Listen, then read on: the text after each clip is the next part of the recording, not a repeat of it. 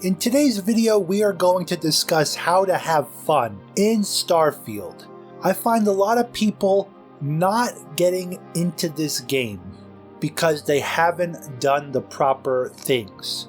This game is massive. It offers a whole laundry list of activities, chores, and things you can do to keep your characters busy and also exploring and having fun in this amazing game. The first tip is take it slow. Do not rush anything that you personally do not want to do just because you heard it on social media. What I mean is, if you want to go explore a planet that you're on because that is what you're inclined to do, then definitely do it. You should not be rushing the main story. You should not be rushing to New Game Plus. All those things are a recipe for you to not like this game. The most fun I've had in this game is exploring random locations that completely are not part of any quest that I have. I find a place on a planet, go there, explore it, and I'm always extremely satisfied with the level of dungeon diving and fighting in this game. Bethesda is a 10 out of 10 gaming company when it comes to dungeon diving and delving for treasures and unique, mysterious locations. Understand what this game is. This game is not Star Citizen 2.0. This is not a full galaxy space flight simulator. This is a Bethesda-style RPG first, with a brand new sci-fi setting and a whole new story. This means that this game is going to have superb quest lines, really fun side stories and random events, and like I mentioned, the dungeon diving is amazing. These are the core pillars of this game. Throughout this, you are going to have some amazing first-person shooting combat. Really fun, great combat, and then that combat's going to earn you items and experience towards the RPG mechanics of this game. There's times and battles that you have that is just a seemingly random side quest, but you're fighting hundreds of spacers and space pirates. It's like a war almost. And I've had a lot of fun, both fighting and also looting and collecting everything. And we'll talk about later what you're going to use your money and loot for. Understand what your ship's role is in this game. Your ship is a fully customizable mobile home and base of operations for your questing and on-foot exploration. What I mean is, if you do not need to go into your ship for something, you don't even have to. You can fast travel from the surface of a planet you've discovered completely to another planet that you've discovered, skipping 5 loading screens. The reason that you would go into your ship would be for space activities. If you want to go pirating, if you want to go bounty hunting, if you want to go mining asteroids, if you want to explore random events and locations in space around planets.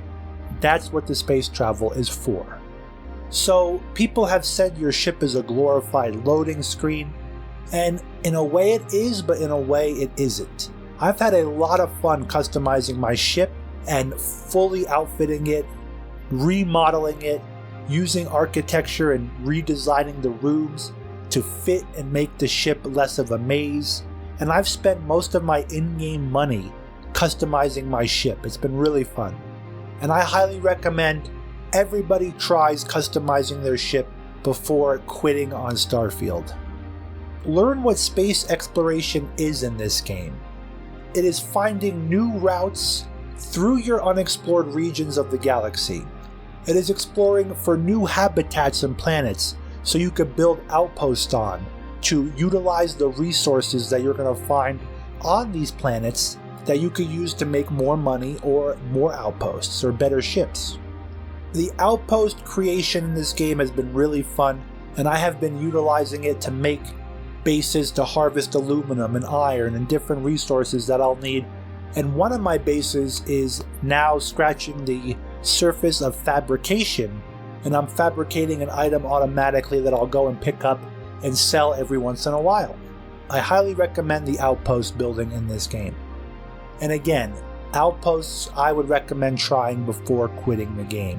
Now, Bethesda has thought of everything. There are people out there that don't like the Fallout 4 settlement systems. They have a bad taste in their mouth and they don't want to try the Outpost building in Starfield. I understand that.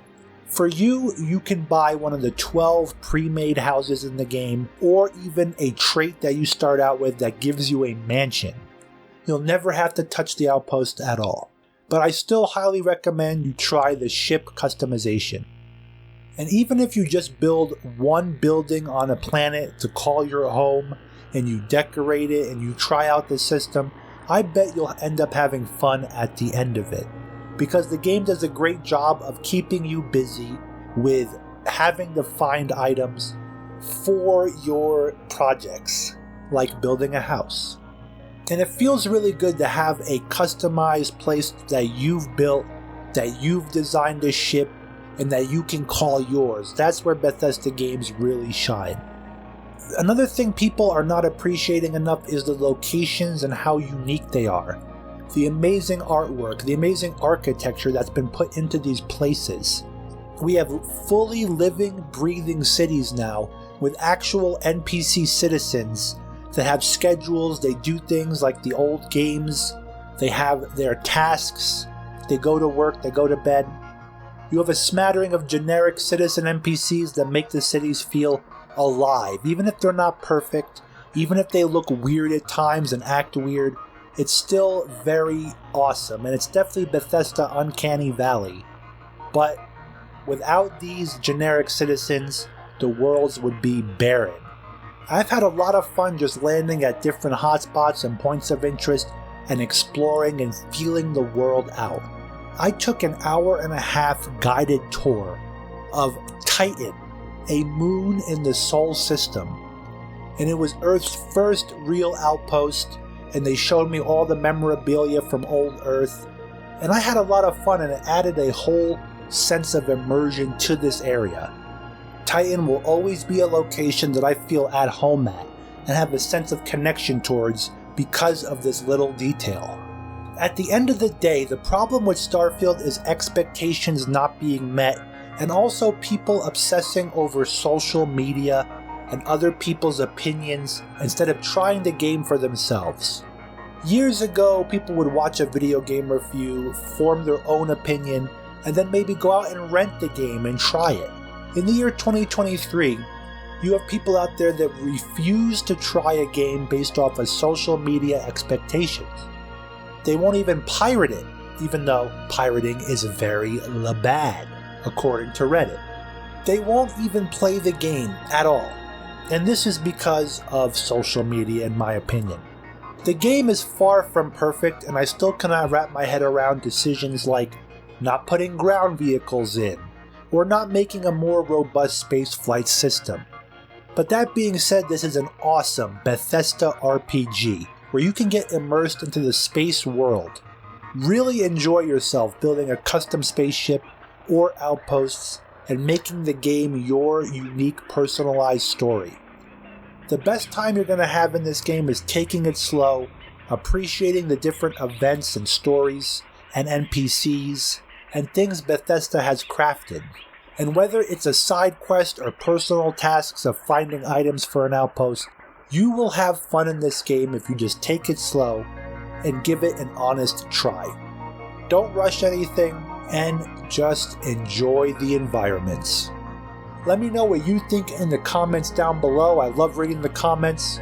Hit that thumbs up and subscribe for more awesome game content and Starfield videos. And I will catch you on the next one. Thank you for watching.